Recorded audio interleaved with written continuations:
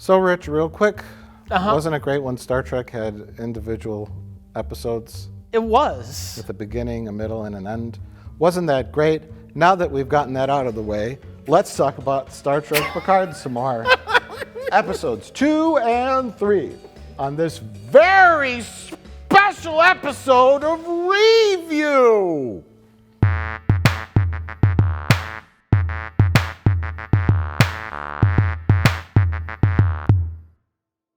You said you were done. You told me last time What is this, an action movie that you were done. with Picard? And yes, with Star Trek, with Elevate. And here we are again, Mike. It hasn't even been 2 more episodes. Yes. I think we'll handle this pretty much the same way we handled Star Trek Discovery. We watch the opener, we react to the opener, we watch 2 more episodes, and then we realize that we're going to be strung along for the next 5 months, and we'll come back later. So we're here to talk about episodes 2 and 3. Episode 2 is called Maps and Legends. Episode 3 is called The Beginning is the End. We're going to try to break it down, though. You can read synopsises and recaps online and stuff. I didn't do any of that. What are you confused by? I think I understand what's going on. I get the gist. There is a secret Romulan agency, even more secret than the Tal Shiar. Oh my God. The Tal. Why am I not saying the Tal Shiar. You are Major Rakal of the Tal Shiar, the Imperial Intelligence. The Zhat Vash. The Zhat Vash. We're looking for Daj Aj. Sounds like a Star Trek thing. There's going to be another organization called Ajgaj Bagaj by the end of this. And but they're a Romulan secret organization, and their only purpose is to kill robots. Yes. They're the most powerful organization in the Romulan Empire. This is played straight. Yeah, if we're talking about episodes 2 and 3, I think episode 2 I had more like what? Like confusion moments, like what? This doesn't make any sense. And then 3 was just like, okay, Picard is trying to get his little crew together. He's trying to get a ship. Yeah. And he's trying to go on his adventure. And I think that's probably why that one felt a little better. Plus, it had a really great fight scene in it. That was a good fight scene. I'll give them credit for that. And let's do the phone. They killed the alarm. Take him.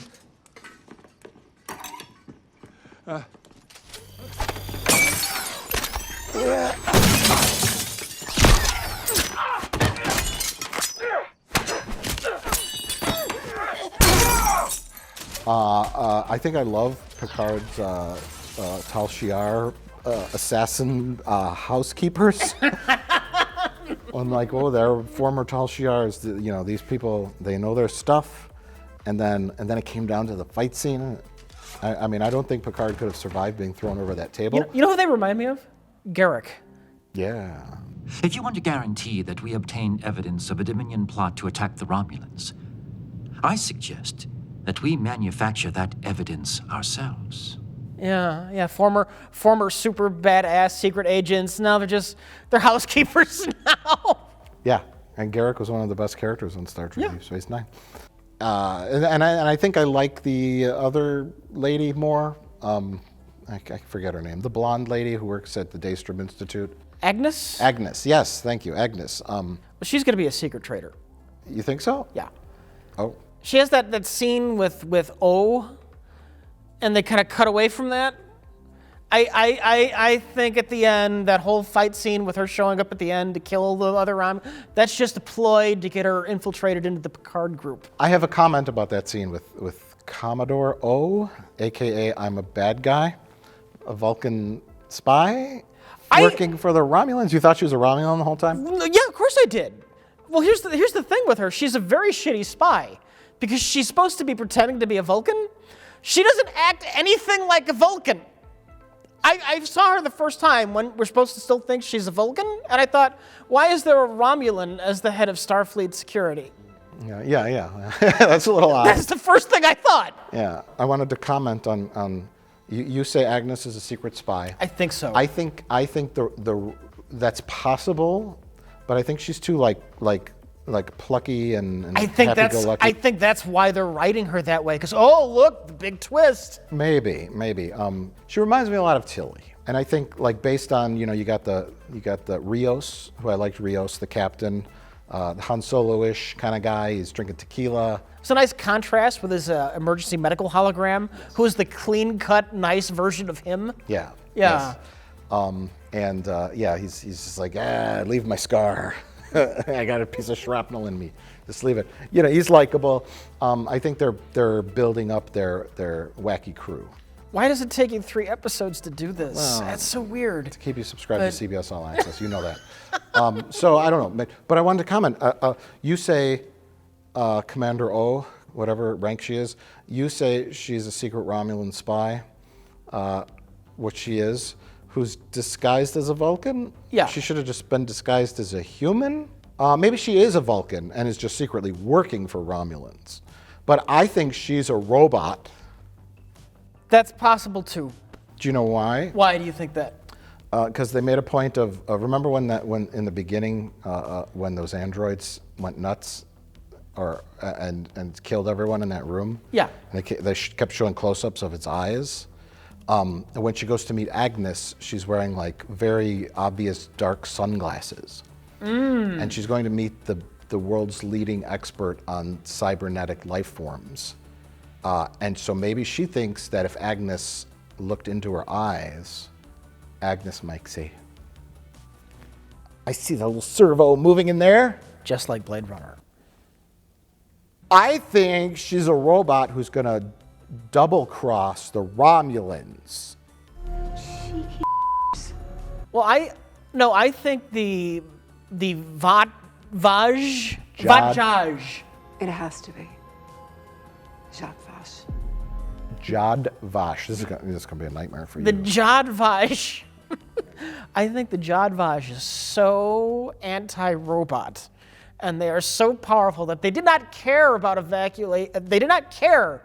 evacuating Romulus. They just wanted to make sure that the Federation would stop making robots. Okay. That's their primary goal above all else because it's stupid. Things we didn't understand the first one. They clearly had plenty of time to mount this evacuation. As we see in flashback scenes with Picard and Raffi, who I guess was an officer that served under him, and they decided to work together to push for this evacuation. We know they're very familiar because she calls him JL. So clearly there was a lot of time to discuss all this. And then they say many worlds, the destruction of many worlds. Which is the dumbest thing, but okay. I mean, like, okay. Let's talk real quick. Solar systems and quadrants. As we see in this graphic here, the Romulan Star Empire is gigantic. I mean, we can debate whether or not they would have had enough ships all day, because clearly they didn't, because they asked the Federation for help. Here's where we talk about what we were wondering before. I brought up the Federation, and I said it consisted of many different planets, right? And I brought that up because in the first episode, it made it just seem like people on Earth said no. Mm-hmm. And I was like, my point was, the Federation consists of hundreds of worlds. And then in the second episode, we discover when the lady who used the F word at Picard said, "You the fucking hubris." I was like, oh, not in Star Trek. Yeah. Sheer hubris. She said 14 planets threatened to pull out. But even before the synthetics attacked Mars, 14 species within the Federation said cut the Romulans loose or we'll pull out. Of the Federation because of the decision to evacuate Romulus, right? Mm-hmm. So they allowed 14 worlds into the Federation that are filled with racist xenophobes? Or, my other question is every action by the Federation then debatable to all the included worlds? Because then you have a clusterfuck like the Galactic Senate as seen in the Star Wars prequels. The ultimate form of democracy. Every fucking planet has their 4 representatives in a floating pod and they all vote and object. I've never seen that before. And another thing cropped up too that made me think.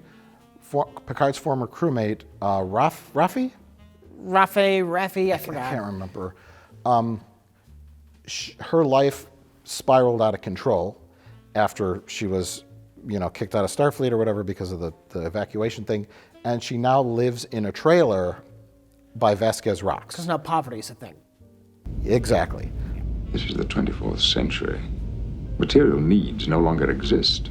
Picard said many times, in the future, and many Star Trek characters have said, in the future we've eliminated things like war and hunger and poverty. We can't judge this as a work of Star Trek, Mike. That is... Even though it's called Star Trek? That is dead. A lot has changed in the past 300 years. People are no longer obsessed with the accumulation of things.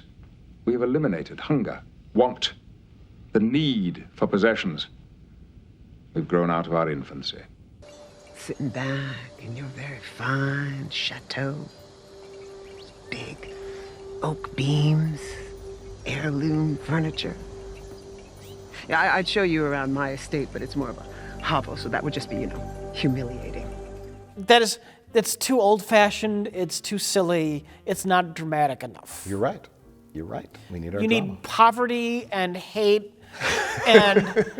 and now this, it feels like any other generic work of science fiction. Exactly. And that was the magic of Star Trek. I finally started watching The Expanse. Have you watched that yet? I need to. Is it good? It's good. It's 4 seasons. I've watched the first 2 episodes, right? And it's that darker sci-fi where it's like there's people mining on an asteroid, and everyone's like, it feels like Blade Runner future, where it's like the Fifth Element. Everyone's crammed in places, or resources are low. There's a lot of science fiction like that, and I'm not saying that's bad. Mm-hmm. Some of it's really fucking good. Some of it's really fucking good. But Star Trek was always different because those things that make easy drama that are gone. And that was Gene Roddenberry's thing. It's like, my future is there is no war or hate or racism or poverty or greed even. Yeah. These characters can't have internal conflicts. That's my show. Go ahead and try and write episodes. And they did, and the episodes were about a group of people working together to solve a horrifying problem that they encountered. And that was every episode of Star Trek. We land on this planet and a nightmare scenario occurs. How do we get out of it? We always wondered how the economy works in the future. Because when you enlist in Starfleet, we're going off the rails here, but that's okay. There is rank. Some people get the shit jobs, right? Yeah.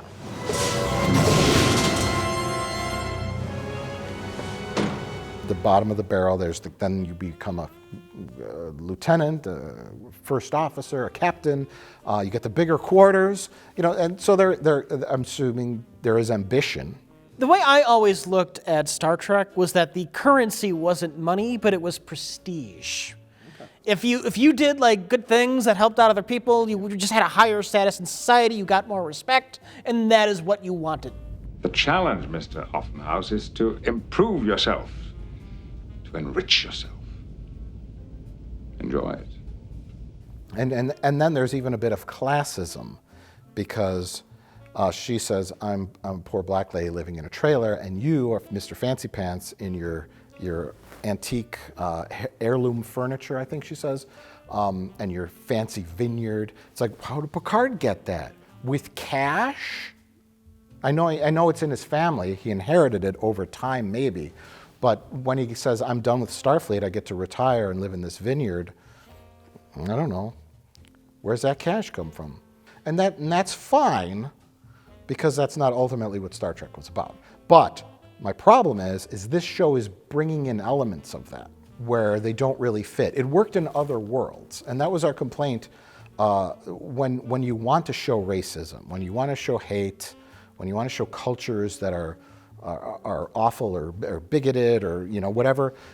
Those are always different planets. They're not Earth. Earth. Yeah. Until you get to Deep Space Nine, Earth was kind of like the shining example of what you could be.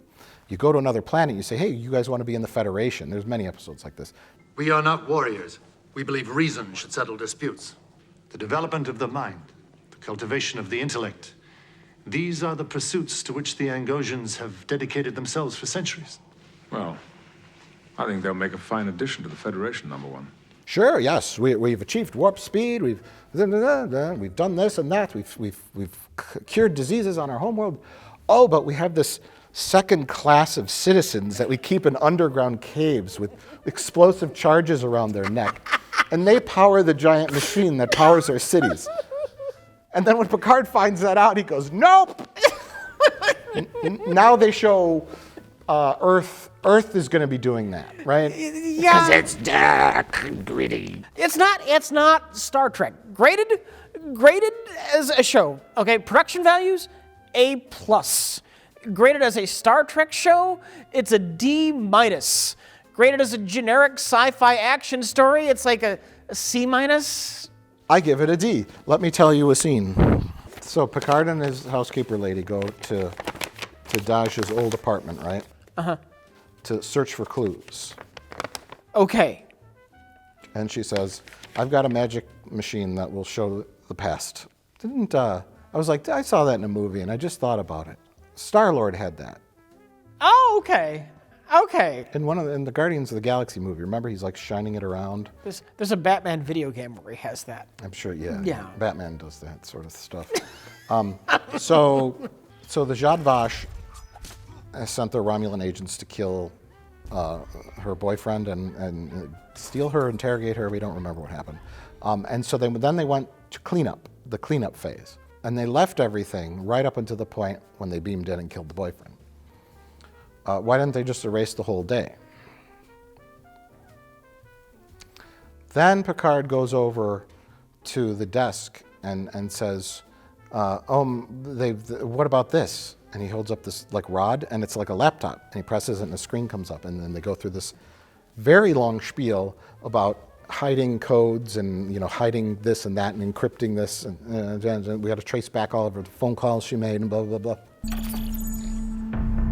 No record of any incoming or outgoing calls. Essentially, they've sterilized information's there, but the indexes have been scanned. If it did, even with the extension, everything flagged the air and the tags. What the computer does is build heuristics by either codes to the task. Uh-huh. Why didn't they just take that? That would be theft, Mike. Why don't they just take that and vaporize it with a phaser? Benefit of the doubt time? They wanted to make it seem like nobody was there. They wanted to make it seem like there's nothing suspicious going on. But nothing was stolen. She just went somewhere we don't know. They were able to... Here's all of her stuff. Nobody stole anything. They were able to immediately uncover everything they tried to hide. Now... Yeah. Just help me understand what is happening. The lady tells Picard that the Tal Shiar, Romulan secret police, but even secreter is the Zhat Vash. Oh God, that's so stupid. And the Zhat Vash have, quote, a secret so profound and terrible, it could break apart a person's mind. They created the Borg. What? Calling it, they created the Borg. The Romulans created the Borg in the past. And that's why the Zhat Vash, the Zhat Vash hates like cybernetic humanoid robots so much. So the Zhat Vash have a secret so profound and terrible that it could break apart a person's mind. The Zhat Vash, more secret than the Tal Shiar. And that they have kept this secret for thousands upon thousands of years. And while drunk on Romulan ale, she spilled this secret. When I was a new recruit, one of my first handlers, My mother, got drunk on Romulan ale my father. and let slip that at the heart of the Zhat Vash mission was a deep, unassuageable loathing. Loathing of whom? Not whom. What? So a secret that's so profound and terrible that it could break apart a person's mind was just let loose while someone had a little too much Romulan ale. Mm-hmm. And then Picard says, what is that secret? Would it be foolish to ask what is the dread secret that the Zhat Vash are keeping? No one outside the Zhat Vash knows for sure, but I've heard whispers. And then she says, it's that they don't like androids. So then, all this is about the Zhat Vash hatred of androids.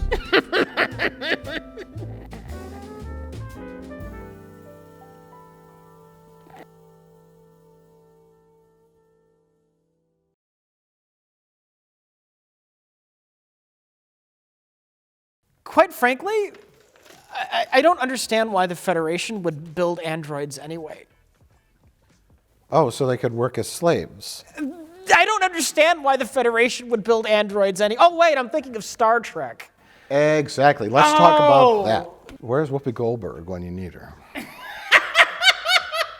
consider that in the history of many worlds, there have always been disposable creatures. They do the dirty work. They do the work that no one else wants to do because it's too difficult or too hazardous. And an army of Data's all disposable. You don't have to think about their welfare. You don't think about how they feel. Whole generations of disposable people. He's talking about slavery. Because she was the one that pointed out to Picard the danger of allowing Bruce Maddox to create more Datas. And I think that's kind of a neat evolution. If the point of this show is to show how Starfleet has gone off the rails and become evil, then this is a valid point, because it started with Measure of a Man, where Bruce Maddox came in and says, Data, I want to recreate your brain and make more of you, because we can have starships that are crewed completely by Datas. Yeah. And if they blow up, who cares? And we can have Datas digging in mines and trenches and building things and working on Utopia Planitia, thousands of Data. So eventually that did happen. Whatever ruling that the judge made in that episode was reversed at some point. So here's the thing, even and then it was brought up again, real quick, with Voyager's EMH. They actually had EMH holographic slaves. Yeah. They were digging dilithium, and they were all Robert Picardos in a dilithium mine digging, and eventually I think he rallied for like EMH rights. Not EMH, I guess that's like a medical hologram, but emergency medical hologram. But holograms in general are a form of life. And it was a similar kind of situation to the Data one. But they said, no, eventually we're going to free all these holograms. That's how sensitive the Federation was to not being awful. Are you prepared to condemn him and all who come after him to servitude and slavery? Slavery, what? Yeah, we don't want any, okay. In fact, in Measure of Man, that episode with Maddox who wants to cut Data's brain open, even by the end of that episode, him, the villain of that story, comes around. He's remarkable. You didn't call him it? The whole episode is referring to Data as it. But then at the end, he's referring to Data as him. That's right, that's right. He came around. And Star Trek's always had its share of bad guys, your corrupt admirals and whatnot. But I think the scale of this is getting off the charts. Well, they're usually at least well-intentioned. Unless they've gone crazy. Or possessed. Or possessed. You guys got the feeling that these people were in the minority though before. Yes, exactly. They were. And that was the comfort, is, a couple of bad people here and there, and you root them out. Yeah. But now it just feels like everyone's swearing. Even those the people that worked in the opening of the second episode, the people that worked, they're like, yeah, fuck this, slop food. He's an android. I don't trust him. Hey, that dude is. He doesn't. Now here is some brown sticky.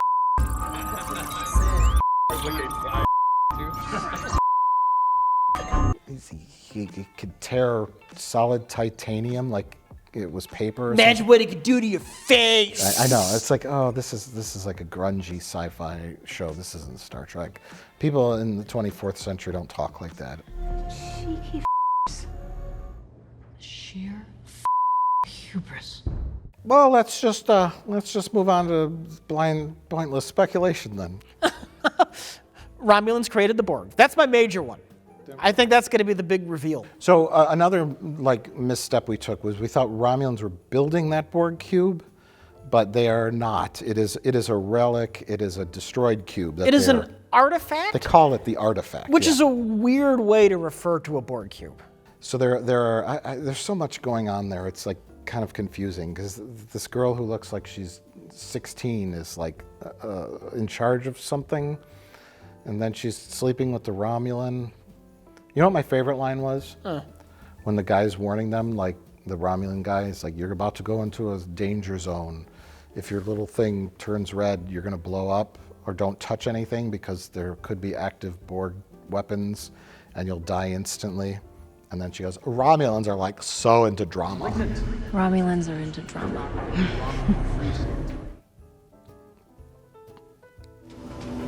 I didn't know Romulans could be so hot. They're doing like operations on dead Borgs and taking their implants out and looking at it. And Well, it's like they're going through the bother of taking them out of the collective, but then they're also discriminating against them as soon as they take them out of the collective. yes. It's like, here, we're going to free you, now we hate you. Yes. So the artifact had Borgs on it, and they make the mention, which we all know, is that when a Borg cube is damaged or destroyed, it's cut off from the collective. Many episodes of Star Trek about Borgs that are landed on a planet and taken all their stuff off. And there's a Chakotay one, I think, right? All the disordered are Romulans? The only Romulans ever assimilated, as far as I know. Look at me. I was Romulan. I was taught to hate humans, the Federation. But Riley and I are friends now. I'm part of the cooperative. Hugh. Hugh was the first one, the big one. Picard's technically the first one. Picard, I guess, technically would be the first one, yeah. But he was a Borg for like 5 minutes, so... Yeah. Yes, he wasn't traumatized. Then 7 of 9. Well, he was, but just not as much. Not as much. He doesn't talk like a robot the rest of his life. He's all fucked up. So the Zhat Vash hired Zhaj to work for them. Even though she's 16, she's apparently a human being on the outside, according to them. They don't know she's a Data, although her boyfriend But they tried does. to kill her sister, who they knew was a robot. So I think they know she's a robot, but they're trying to use her for something. Yeah, well, the brother-sister Romulans are doing something. What I'm saying is, all this is leading to the resurrection of lore. It could be. Because we clearly have Brent Spiner back. I don't know if his face is totally CGI or if it's just touched up, but lore never got blowed up. Lore, I must deactivate you now. And then we've seen B4. B4 is ineffective. He's basically stupid. But Lore was just deactivated and Data pulled out his chip. His Borg cube blew up. At first I thought this was that Borg cube from Descent. Do you remember it had those weird arm things coming out? Did that cube blow up? I don't remember, because I thought it was the Descent cube just because Hugh was there. No, Beverly Crusher led it to the sun.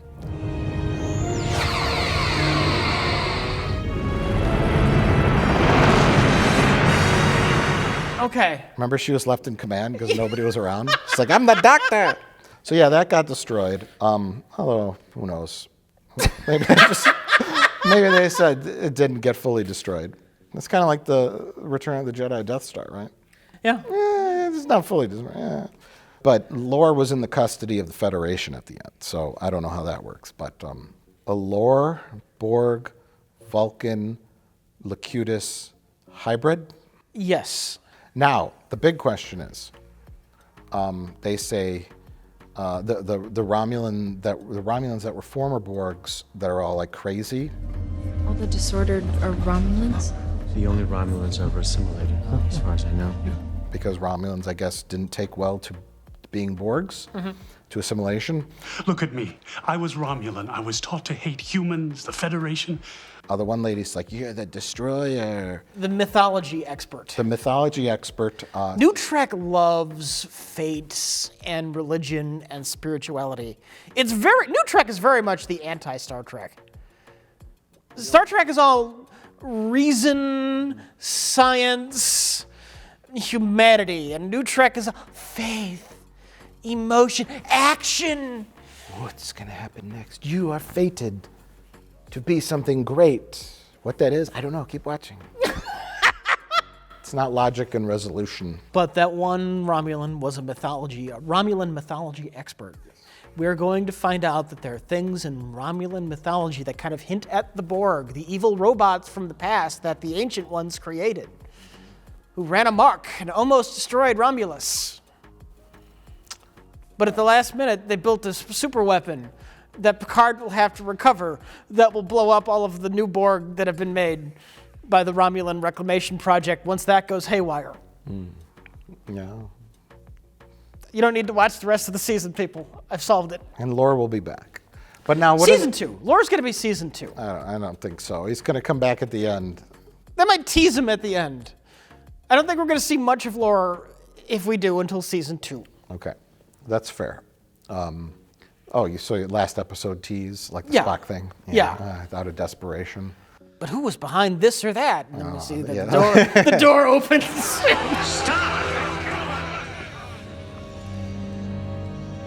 Data? That's not Data. What? Because Data's positronic brain is apparently a big fucking deal, you know? So. Yeah. Yeah. They're pulling that card out. But what do they mean by she's the destroyer? Whatever. Faith, spirituality. You fated to do the thing. I think she's a Q. Okay. You think she's a Q now? Yeah. You think once you get to android technology, that quickly evolves into Q-ness? Is that what you're saying? The one is an android that got blowed up, but that's just like a bait, you know. And then they come up with the whole plot of there has to be two of them because the other one was a Q, so they made a robot version that looked like her as a decoy. Because she's going to go like this. Because she's super smart. She seems to know everything. Remember, he says, "You know everything." I'm piecing it together. And then she knew about like the Romulan transport that got assimilated, and she's like, "I've read all the records, and this wasn't in there. How did I know that?" She's omnipotent. And you know what's going to happen? What? She's going to be singing along to a song, go, and then something's going to appear, and then she's going to realize she's got Q powers. That's why she's the destroyer. Well, how do you don't get bigger or more powerful than Q? It's true. That's true. I've been entirely preoccupied by a most frightening experience of my own. A couple of hours ago, I realized that my body was no longer functioning properly. I felt weak. I could no longer stand. The life was oozing out of me. I lost consciousness. You fell asleep. Oh, terrifying. The things I like about it, obviously, we can dismiss all the Star Trek-ness from it. You have to. Picard contacting his old friend, working with Agnes, his two housekeepers, him going up to the spaceship, the Captain Rios, and we're going to go on an adventure. Like, oh, the old man back in the chair, you know. And he's like, Picard's trying to like break him down. He's like, yeah, you pretend to be like a slob, but your ship is impeccably clean, and you're Starfleet, you're through and through. Yeah, you're Starfleet. Which means he's a racist xenophobe. Which means he's mad and angry. Wants to blow things up. So there's like, oh, how is this relationship going to develop? Because he's like, don't get inside my head, you know. Yeah. And so I'm like, oh, yeah, they're going to go warp off on an adventure and go. The next episode, they went down to a planet and they're going to recruit the Vulcan samurai. Oh, I'm not looking forward to that. And I'm like, okay, that's another character for their adventure. And the general plot around everything else. I don't know why it's taken us 3 hours to get here, but okay. Because they have nowhere to go. You're in a car that's going 5 miles an hour down the road. to a cliff, essentially. Yeah. Isn't that all the Alex Kurtzman Star Trek projects are? You're riding in a car very slowly towards a cliff, right? That will ultimately be unsatisfactory. The Dominion War, to me, the conclusion of it, and the whole plot with Benjamin Sisko and the, what do they call them? Wraiths? The Wraiths. Yeah, The Power Power Wraiths. All that was unsatisfactory to me. Because how did the Dominion War end? The Cardassians eventually rebelled against the Dominion. The Dominion started exterminating them, running out of ships, and they cornered the female shapeshifter into a wall as she was diseased, right?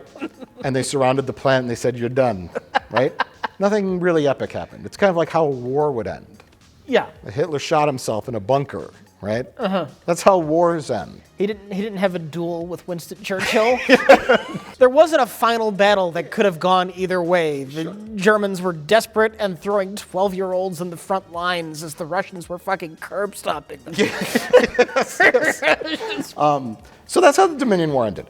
And then Benjamin Sisko and Gul Dukat fell off a cliff and choked each other while they fell into hell, right? Yeah. Something like that happened. And so it's like, oh, that was unexciting. But my point is, that was the cliff that we got to. My point is, all the while on that way, sure, we had stories about the Dominion War, but there were individual stories. Nog gets his leg blown off and has to deal with being an amputee in an episode. There's a wonderful episode where they take, it was very Star Trek-y, where they take the Defiant and there's a lady on a planet who's like, help, I'm a Starfleet officer, I'm abandoned on this planet. We're on our way to get you. We'll be there in 3 days. I think it was called The Sound of Her Voice, the episode. I don't know if you remember this. They're all talking to her on the comm channel and they're, it's talking about their feelings and blah, blah, blah. And then they get there and she's been dead for 10 years. And they're like, oh, the planet she was on was sending the sound waves back through time. And we were intercepting sound from 10 years ago. She was doomed from the beginning. That took place during the Dominion War. That one little tiny episode. Lots of individual episodes, individual stories, beginning, middle, ends, were sprinkled throughout the Dominion War overarching story. And this could, Star Trek, as much as I don't like New Trek, and their dirty, kind of nihilistic, awful, disgusting, swear-filled version of the future. It just has no identity of its own. It just feels like a lot of other sci-fi you see elsewhere. Yeah. If they want to tell an overarching story, but also do individual episodes, I would probably like it a lot more. It's like Mandalorian. This is the TV show of the movie Picard. Not TNG Picard. This is movie Picard. Yeah, I know. Storytelling. I know. Do you think Soji is Data's daughter? Do you think she's an android? Yeah. Well, I think she's going to be an android, but it's somehow related to the Borg anyway. Okay. I think she's a Q. I won't be shocked if Q shows up at some point. I don't think she's a Q. I think she knew the things she didn't think she should know because her brain has a huge data bank that it's in there in her subconscious and she's not aware of it. Do you think she's part Borg? I think maybe the technology you use to get data, human androids, also somehow leads to the Borg, which is the same thing the Romulans did 2,000 years ago that created the Borg. Which is why they needed to create the Mystic superweapon to stop the Borgs from eating Romulus. That's what I think. Do you remember when dinosaurs left the Earth in Star Trek Voyager? I do remember that, yes. Where are they at? Well, I guess they're in the Delta Quadrant, right? They're pretty fucking far away. Yeah. Yeah. Let's get them involved. That'll be in the Captain Janeway CBS All Access series. Janeway. Yes. Janeway and the dinosaurs. Like Tammy and the T-Rex. This has the, see, when that shit like that happens in like Voyager and Deep Space Nine, like some kind of goofy shit happens, it's so like apparent.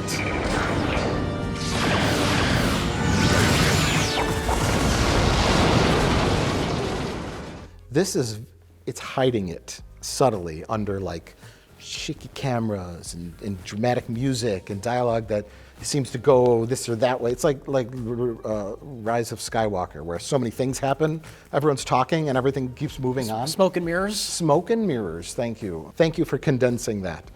Smoke and mirrors, and where it's like, what? What? Yeah, in Voyager, Tom Paris would just turn into a salamander. They just threw it right out there. Right. Tom Paris is a salamander now. He went so fast. He evolved. He went so fast, he turned into a salamander. Voyager's had some great episodes. I'll give Voyager this. Lots of crazy things happened. Lots of crazy stories, lots of good stories, and lots of moral, ethical dilemmas. Voyager did so much. And I don't think it gets credit for doing so much. And sure, you gotta stick your neck out every once in a while and write a Tom Paris Salamander episode. You don't know how it's gonna turn out. Or a Chakotay boxing episode. You don't know how it's gonna turn out. Is the best episode of Voyager, is it Tom Paris turning into a salamander? Or is it Janeway ordering Tuvix to his death? They're marching him down the hallway. She has her stormtroopers just kind of they have him at like gunpoint, and he's begging for his life the whole way to the transporter room. And that's how the episode ends. One life or two. I love Kate Mulgrew. I love her as an actress. I hate the way they wrote Janeway. Janeway was the writing for Janeway was inconsistent at best. One episode, like she refuses to bend her ideals because the ship is about to blow up and 80 people are dying and they desperately need the medical supplies. And I won't make the deal to give them the technology for butter knives. It's against the Prime Directive. And then in the next episode, like the very next episode, she'll give all of the Federation secrets to the Borg because she wants a foot massage. Her crew desperately needs foot massages, so she's willing to completely compromise her values. Inconsistent at best, is what I say. But there's a lot to talk about. Star Trek Picard, there's nothing to talk about. It feels like something's happening, but nothing is happening. I will take a Tuvix over feels like something's happening any day. Okay. That's fair. I miss Star Trek.